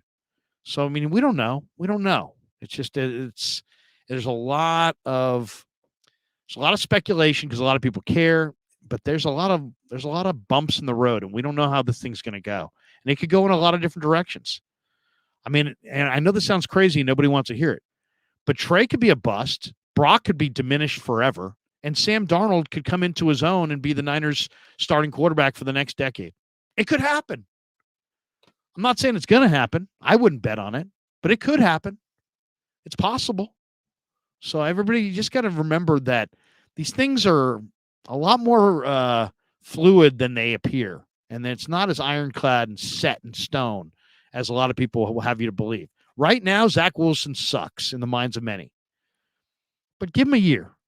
Put him behind a better line. Let him learn how to operate from a muddy pocket. Kid's got a lot of ability. A lot of ability. I'd be very, very, very shocked if Zach Wilson was a bad quarterback his whole career. But today, he's persona non grata. Nobody wants him. Mark Hope, Larry, if you could redraft. Yeah, okay, I read that one. Joey Nichols, Larry has his Trey narrative. That's all right. He's still the man.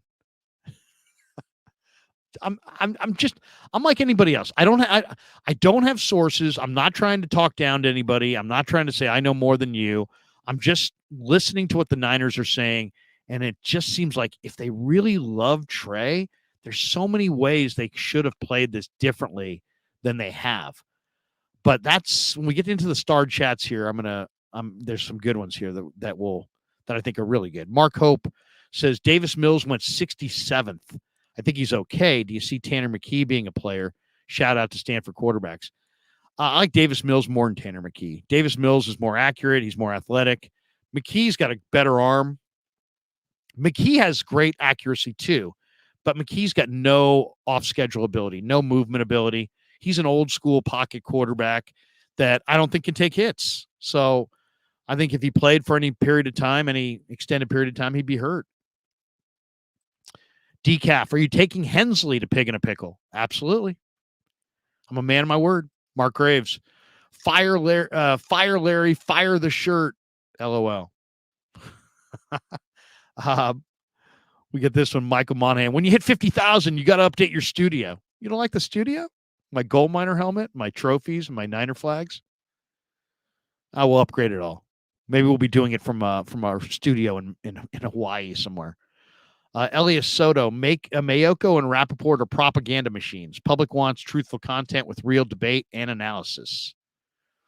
Might be a little harsh. Carsard 49 says Larry and the Krug show will become bigger than KNBR and 95.7. G2, the universe. Who would you rather take, Larry? Mark Sanchez in his prime or current Sam Darnold? Oh, definitely Sam Darnold. Mark Sanchez was never a good thrower of the football. I was on Sirius XM on Overtime on the Mad Dog radio channel the night of that draft. And Darnold, of course, Sanchez went to the Jets and Stafford went to the Lions. And the producer thought they were like neck and neck. It was like Stafford and Sanchez and Stafford.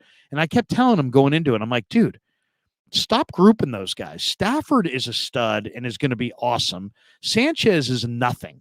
Sanchez is literally a product of the talent that he had surrounding him at SC. He's backup material strictly. And then they get drafted, and Sanchez goes to the Jets, and this guy was a big Jets fan.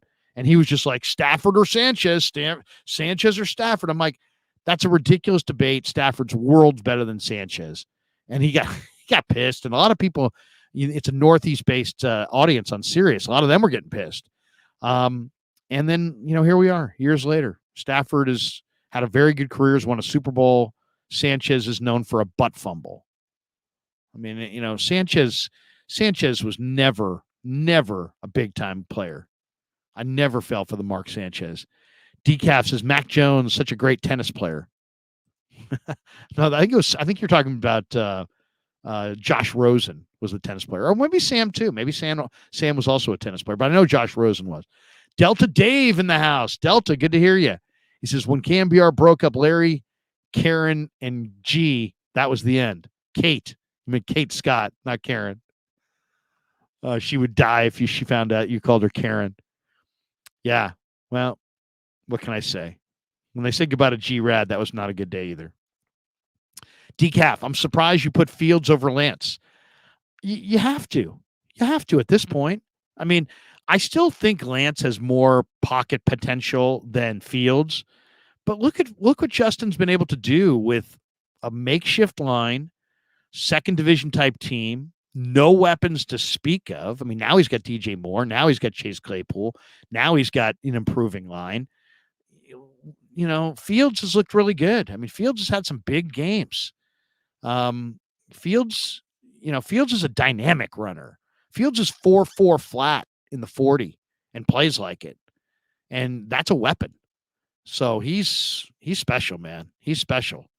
It's too bad they didn't go with Fields, because Fields, could you imagine Fields with his 4.4 speed and all these weapons and Kyle calling the plays? Would have loved to have seen what Justin would have looked like in this thing. But the one thing about Fields that I will say that people got right is that he doesn't process what he's seeing very fast. He's got 4.4 speed, but look at the sack total that he took at Ohio State. Look at the sack total he's taken so far with the Bears. He holds the ball way too long in the pocket, and his processing is inconsistent. And sometimes the ball comes out on time, but a lot of times it doesn't. And there's times where you can tell, if you watch some of those, the matchup show, that there's all kinds of plays on the field that he's left out there. So, but I'd like to give him a couple years, because he did have to play early before their line was good, before they had weapons. I think what you're going to see going forward with Justin Fields, I think the Bears to me are the one team in the NFC. A lot of people point to Detroit. To me, it's the Niners and the Eagles in the NFC. But the one team outside of the Niners and the Eagles that I'm a little fearful of is Chicago in like 2 years. Because Ryan Poles is a hell of a GM. He's a young guy. They're going to get it right, and they got a lot of nice pieces there. So a lot of people would say Detroit, Dallas, Seattle. Who knows? Maybe a couple other teams, but Chicago is the team I'm kind of worried about. Joey Nichols says, even Alex Smith in 05 played better than Zach Wilson. At least Alex showed character and a degree of poise in a tough situation. Zach completely threw his team under the bus, and they hate him now. It's amazing when you say completely threw his team under the bus. He was asked one question, and he didn't answer it the right way because he thought he was going to stem the tide of all the criticism by just pushing back in a certain way, and he gambled wrong. And that's because he's from Draper, Utah, and he's not from New York City. That kid had been from Manhattan, he never would have said that. He would have owned it. But he thought, if I admit fault here, then I'm going to get more blame. And so he deferred the blame, and you just don't do that. And he had to learn a painful lesson. But let's not pretend like, he's just some huge cancer. He made the wrong statement at a high-profile presser. I mean, come on. Let's not overreact. It's one statement. Is it a good situation when the rest of the team is wearing, T-shirts with your backup's picture on it? No. Did he lose the room? Yeah, potentially. He definitely lost the fan base and lost the media, but he's young. The kid still has a world of talent. I mean, we have not heard the end of Zach Wilson.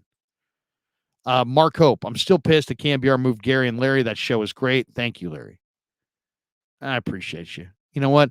Everybody, what you love, somebody else hates. What somebody else loves, somebody else hates. It's all subjective. but I appreciate the support. Mark Hope, Larry, I've got concerns about the 49ers schedule. Outside of Arizona twice, it's tough. Yeah, it is. It's going to be tough. You're going to play the Eagles, Cowboys, Cincy. They match up with the AFC North and the NFC East. The NFC East going into last year looked bad. Now it looks good. Giants are good. Philly's good. Washington's got a good line. It's going to be a tough schedule. It's the NFL. It's always going to be tough. There is no patsy in the NFL. There really isn't. And I'll tell you, I'm going to do it myself tomorrow. Hey, here the schedule's out. Well, the Niners are going to win this game. They're going to lose that game. They're going to win this game. They're going to lose that game. And they're going to finish, 10-7. And I'm going to put that out tomorrow. And everybody else is too. But is there anything more futile than, because we don't even know who's going to be healthy. We don't even know who's going to quarterback any of these games. We don't even know what either of these teams is going to look like the day they play. The old coach used to say, Larry, it's the way you play the day you play. He had all kinds of sayings. You can't make the club in the tub. It's the way you play the day you play. I love you, boy, but you're fucking lazy. I miss that guy. The great Bill Urbanek. We got this one from Chardall's in the house. He says, hey, Larry, can I join you for Warriors-Lakers postgame show on your channel tonight?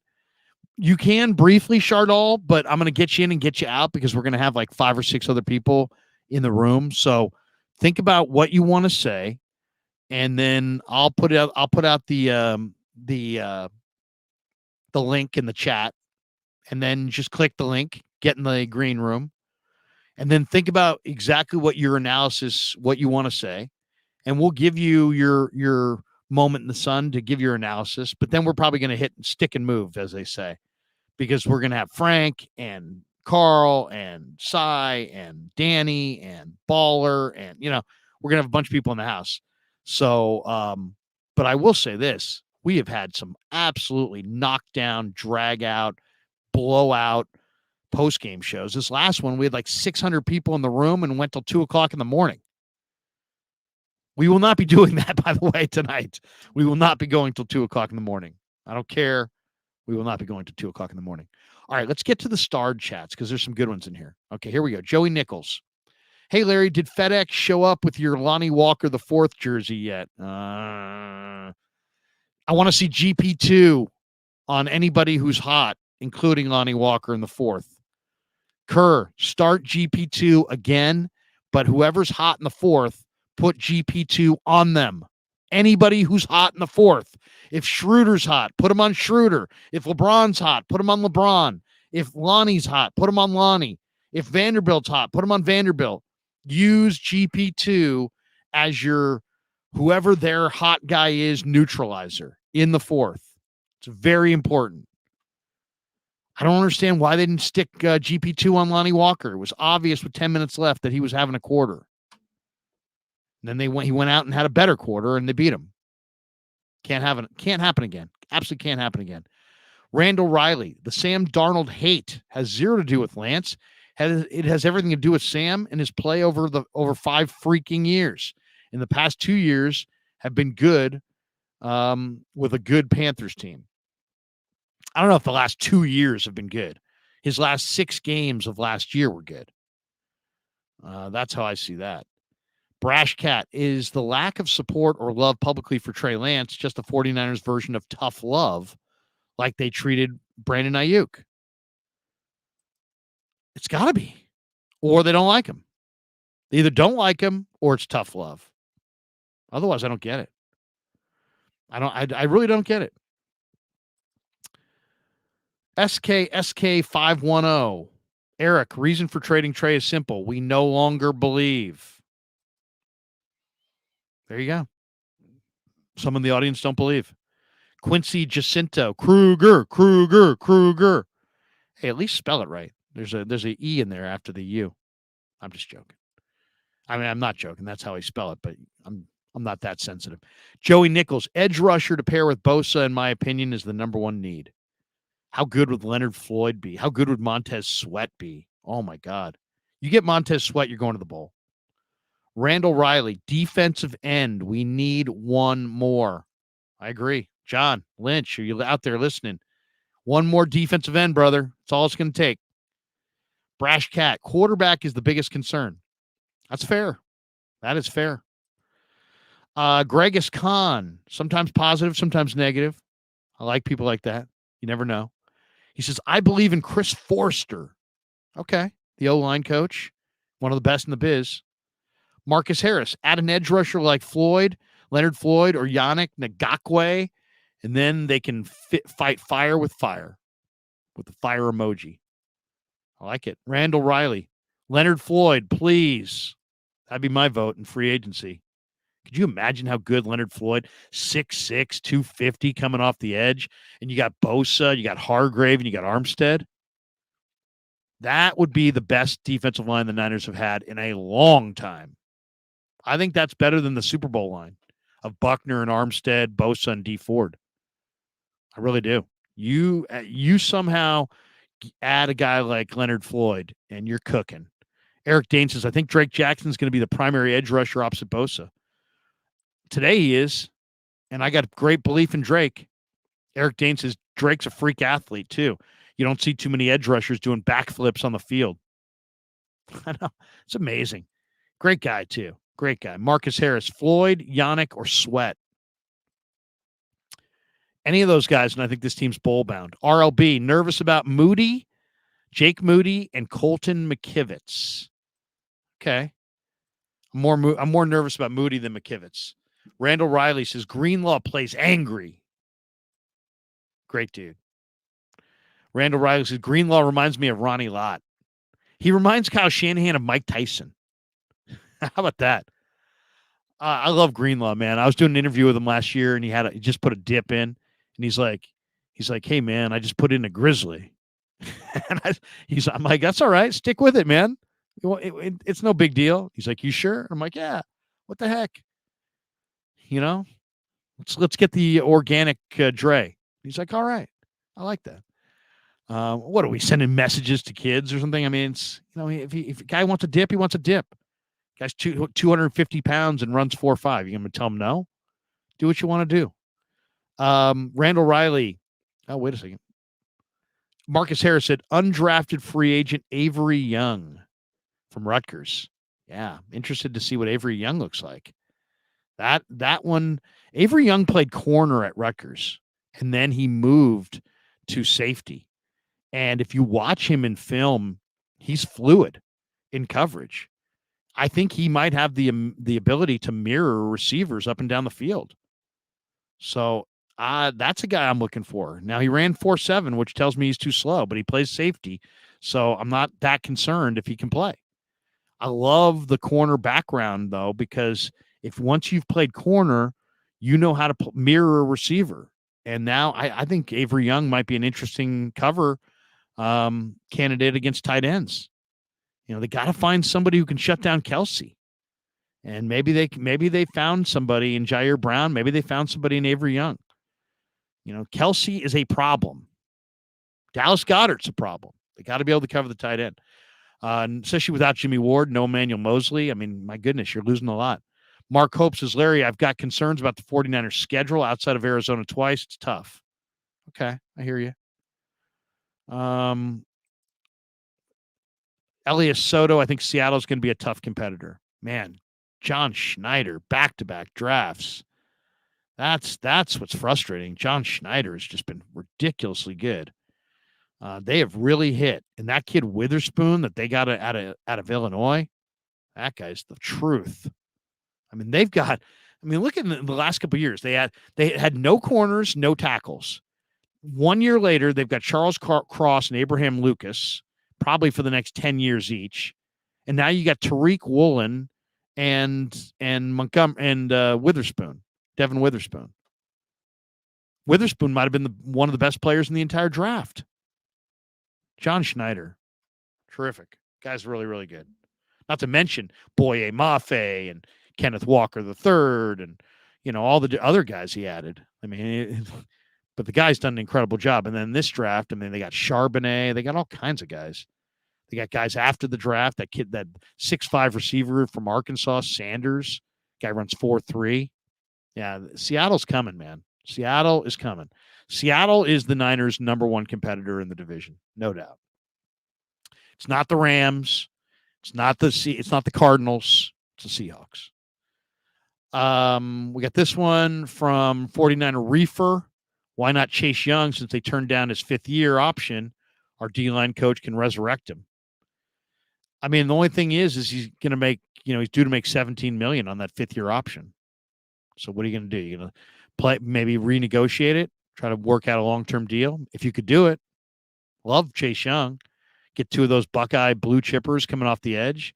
Could you imagine if you got Chase Young and he gave you what he was in that first year? I mean, didn't he have like 5 forced fumbles or something ridiculous? Kevin F. Krug's keys to the game. Trade Jordan Poole. Did you guys see the Colin Cowherd? I clipped it because I was like, wow, bring this up to the fellas tonight. Colin Cowherd thinks the Warriors should trade in the offseason Jordan Poole for Jaylen Brown. He's suggesting a deal that would be Jaylen Brown and Malcolm Brogdon to Golden State and Wiggins and Poole to the Celtics. Only reason I wouldn't do that is Jaylen Brown's knee. Is it chronic? If he's got chronic bad knees, I'd be worried about that. And I don't like moving Wiggins, but I'd make that deal. I absolutely would. I love Jaylen Brown. G2 the Universe. Lair, do you know if the 49er players do any yoga or considering it? Just saying, got to stay healthy somehow. Many of them do. And it keeps them limber. And I'll say this too. A lot of these guys are getting, there's a masseuse in camp that they can schedule time with. They can get back rubs and all kinds of support staff. And yeah, I mean, yoga, I've done it. My wife got me into it years ago. It's unbelievable, really. I mean, you're not moving more. You're not moving around. You're just doing poses and you're just sweating like a dog. And then you're done and you're like, man, I feel awesome. I feel incredible. My upper body feels good. My torso feels good. I'm looking leaner. I'm looking better. I mean, yoga it works. It works. I'll say that. And for football players who need to stay limber, I'm a huge advocate for it. You got to know what you're doing. You got to do it right and the poses and this and that. But holding those poses, and I'm not even talking about that yoga in like the 98-degree room I'm just talking about just get on a mat, do beginner's yoga, do some poses, some up dogs, up dog, down dog, some just basic, the beginner poses, elbow on your knee and touch, it's so good for your core. It's so good for all the little muscles in your ankles as far as your balance. I mean, let's be honest, playing football, the number one thing you got to do to play football at a really high level is stay on your feet. You can't make plays on either side of the ball on the ground. And balance is absolutely critical. And what does yoga do? It strengthens those little muscles in your knees and your ankles and your feet, and it allows you to keep your balance. And it absolutely works. So yeah, a lot of these guys are doing it. I mean, you'd be shocked at how many guys do. If they're not doing full on, day after day yoga, they're doing yoga poses. They're introducing many different elements of different forms of yoga in their regular weekly routine, because you can do all the lifting, but you better stay limber. It's all about your flexibility, engaging all those muscles in your hips, and your legs and your knees and your ankles. It means a lot. Carsard 49. Larry, would you like Frank Clark? Frank Clark can play, no doubt about it. I think he might not be the kind of person the 49ers necessarily want, but I don't know him. But I just know that, the reports on him coming out of Michigan was that he runs a little hot. I don't know how he would fit in, but he's a baller. No doubt he can play. We got this one from Waveware. It says Pilates is freaking difficult. Yes, that's a good way of saying it. It is freaking difficult. All right, that's going to do it for us. Thanks to all of you in the chat. Thanks to our sponsors, Pig and a Pickle, New York Style Italian Sausage, Telmetrics.co. If you want a t-shirt, just DM me on Twitter and tell me what size and how many. They're $25 plus shipping. And thanks to all of you for supporting the Krug Show. We were going to have a show tonight with Vish, but Vish has got things going on tonight, and then we got Warrior basketball tonight. So we're going to reschedule the live stream that we were going to do tonight with Vish for later on this week. So we maybe do that tomorrow. But just keep it going on the schedule for today. We're going to go live tonight at 10 o'clock after Warriors and Lakers game 5, hopefully talking about a Warrior victory. We'll do it definitely a couple hours till midnight tonight. So join us tonight between 10 and midnight for our big blowout Warriors-Lakers post-game show. Tomorrow at 9 a.m., we were supposed to have Steve Weish from the NFL Network, but I think we're going to do that either Monday or Tuesday.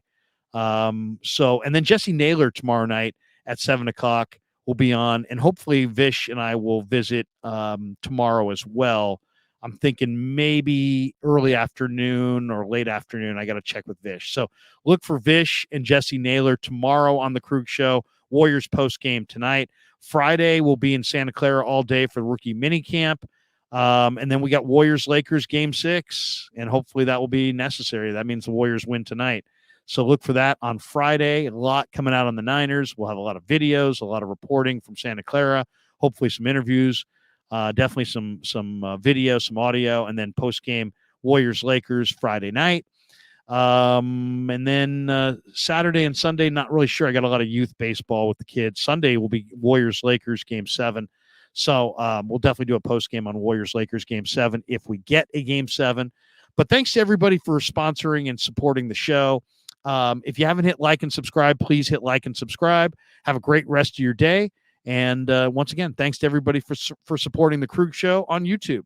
Yeah, never met a man I've been scared of. Careful, you gon' get exactly what you asked for. Here for whatever you bring me, getting handled. I answer to no one, I don't need to hassle.